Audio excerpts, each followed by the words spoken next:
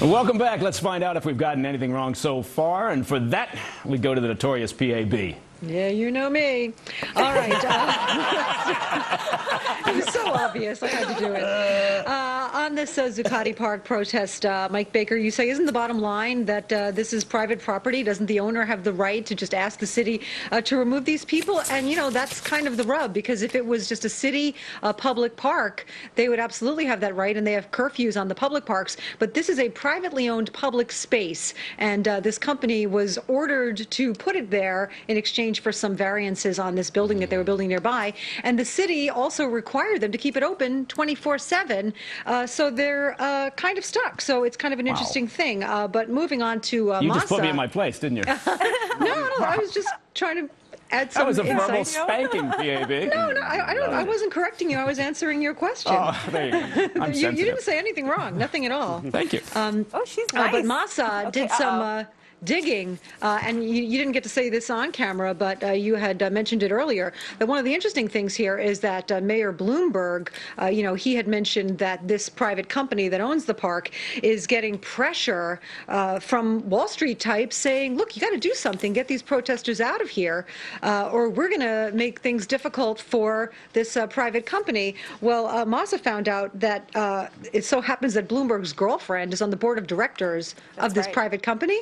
That's right. Very interesting, right? Yeah, so a lot of things could go on behind the scenes. Exactly. So that adds an interesting... Getting his honey to maybe pull a little favor for him. Yeah, I thought that was very interesting research that you did there. And by the way, fantastic boots. Oh, thank you. I second that. Yeah, right. Can we get a close-up of that? Oh, boots. There they are. The over-the-thigh boots, you gotta love it. Oh, the ratings are shooting. This is why our viewers love fall, I think. I'm just trying to live up to what the standard you've set, PAB. You are notorious indeed. Oh, well, thank you. Viewers love fall because of my tie. Let's be very clear. Yes. I wish you would fall because of your tie. And the Argyle vests, you know, we love all that. Bill, since you're talking, you said that the protesters are winning because they're still there, but, you know, it does lead to a question, and Masa, again, asked it earlier off camera, is why don't these people go home at night? Is there any reason why they can't leave, shower, sleep, come back in the morning? How would their protest be hurt by that? They have no home. Yeah, well, okay, well, we're back to that then, that they're all homeless. Perhaps. Are you anti-homeless, Patty? No, I don't think that's really what's going on here. But, you know, Jamie actually said the same thing. He said that the smelly ones are actually the homeless ones, not the protesters. And I can't ombuds that because a makeup artist here who shall remain nameless had to put makeup on one of these protesters earlier today and said that she still can't get the stench out of the room. Wow. It's bad. Don't you almost feel bad? They're like, oh, you know, these protesters, they smell, whatever. And the homeless are over here going, yo, what about me? I've smelled this whole time, and you never even cared. But I just don't see why the smelly part is necessary. It just does seem like they could probably leave, and, you know, there wouldn't be any problem with that. But in any case, moving on to the security measures and the chat downs, Mike Baker says that, you know, critics say that this is another privacy issue. And in fact, that's true. The ACLU says it is nobody's business where you're traveling and why, and that people have the absolute right to refuse. But Mike, isn't it something that you think would make people uncomfortable saying, well, I refuse to answer the question? Doesn't that automatically put you on the suspicious list? Well, sure. It raises some concerns and automatically sets up a confrontational tone, much like when you use my full name during the halftime show. Every time you say it, Mike Baker said this. I know, as opposed to all the other mics on the panel. But so I just want to be clear. Do we mark you down as anti-homeless then? Or, no? No, I think everybody should have a home. Oh, okay. Very well said. Yeah. I'm going to go out on a limb on that one. So you're a communist. Yeah, yes, exactly. Yeah, that's me. And Jamie, you had said the whole thing about how difficult it is for these TSA screeners, and I would have to agree with that.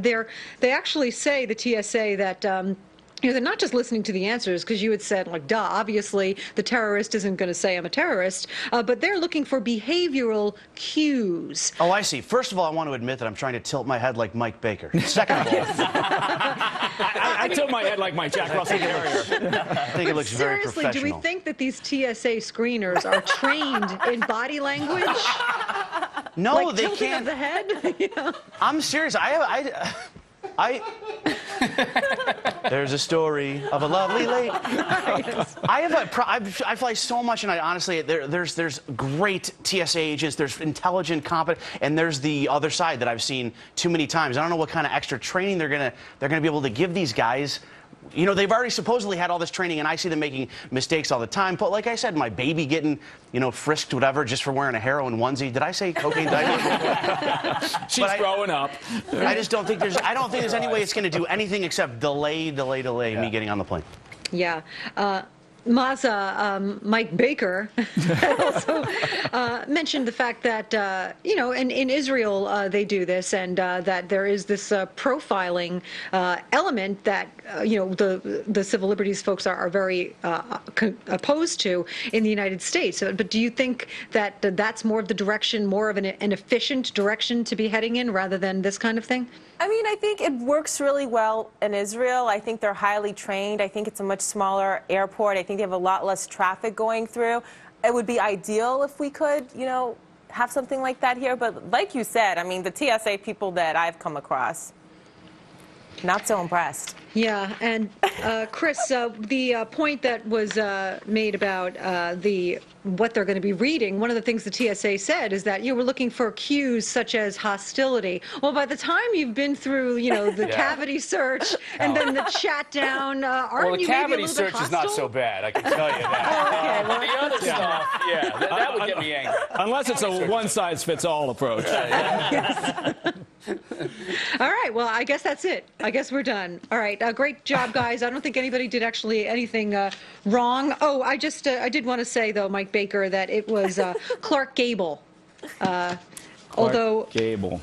yes, who said, frankly, my dear, I don't give a damn. Although the politician, Brad Drake, did attribute it to Humphrey Bogart, and I think you said, who did you say? I said, what's her name? Cary Grant. Cary Grant. Patty Ann, Oh, her name, yes. if I may, you just said that you didn't think anyone did anything wrong, correct? Yes. So you're saying you're for cocaine diapers. Unreal. All right. Okay. Sorry, now that you we've outed sorted me that on out, that. BAB, Okay. thank you very, Thanks. very, very much Thanks. for coming out pro-homeless.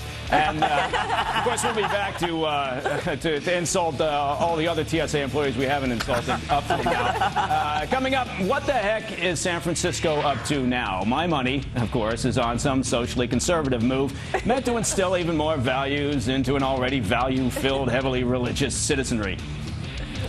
Huh.